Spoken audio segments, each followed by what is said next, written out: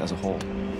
I mean, we get to wear this big, incredible crown. El viernes 20 de marzo de 2026, la industria musical cambió para siempre.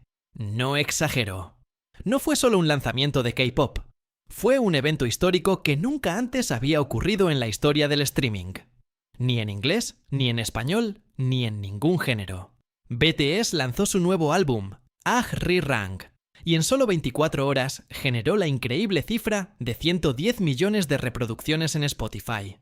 Pero lo más impresionante no es el número, sino esto. Cuando Spotify publicó su lista global, los puestos del 1 al 14 estaban ocupados por el mismo álbum. Las 14 canciones de BTS dominaron la cima del mundo simultáneamente. Bienvenidos a la nueva era de Bangtan. Vamos a los datos duros, porque son de no creer. El sencillo principal, Swim, debutó con más de 14,6 millones de streams. Para que se den una idea, un álbum de pop exitoso suele debutar con 30 o 40 millones entre todas sus canciones. BTS logró casi la mitad de eso con un solo tema. En Corea, la plataforma Melon colapsó. Swim llegó al número 1 en solo 60 minutos, desplazando a todo lo demás. Y si hablamos de ventas físicas, prepárense. En la lista Anteo, el álbum vendió 1 millón de copias en menos de 10 minutos. Sí, escucharon bien. Antes de que terminara el primer día, ya habían superado las 3,98 millones de unidades, rompiendo el récord que ellos mismos tenían con Map of the Soul. 7. En China, a través de QQ Music, alcanzaron el triple oro en apenas 12 minutos. Es una locura global. Pero los récords son solo números. Lo que pasó el sábado 21 en la plaza Gwanghwamun de Seúl fue algo espiritual. Nunca antes se había permitido un concierto de pop en este centro ceremonial, frente al histórico Palacio Gyeongbokgung. Había un debate en Corea sobre si era apropiado, pero BTS respondió con el nombre del álbum, Arirang, el himno folclórico que define el alma coreana. 260.000 personas inundaron las calles. Fue el primer show del grupo completo en casi 4 años.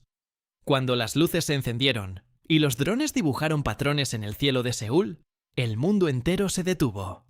Jin, el primero en irse al servicio militar, confesó ante la multitud que tenía mucho miedo de este regreso, pero que estaba inmensamente feliz de volver a ver a ARMY. Y nuestro líder se presentó con una ruptura parcial de ligamentos en el tobillo. Aún así, le pidió a los 260.000 presentes que saltaran con él. Eso es entrega total. La prensa internacional está en shock. CNN lo llamó el regreso del siglo. Billboard destaca que el álbum no es solo una colección de hits, sino un viaje introspectivo.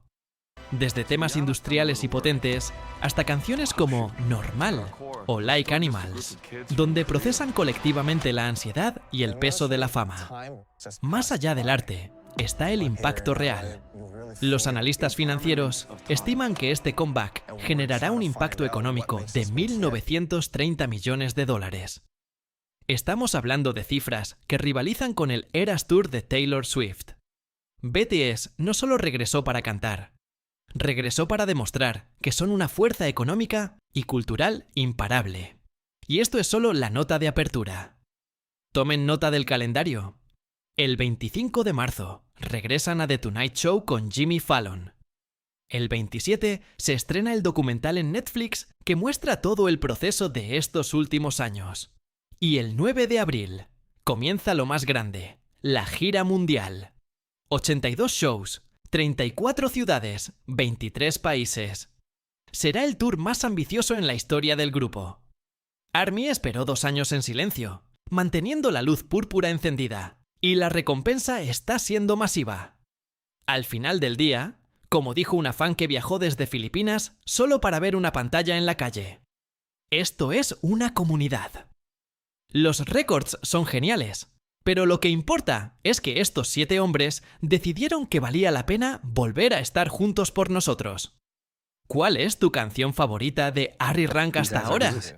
¿Ya tienes tus entradas para la gira? Cuéntamelo en los comentarios. No olvides darle like y suscribirte para no perderte nada de este regreso histórico. I Purple You.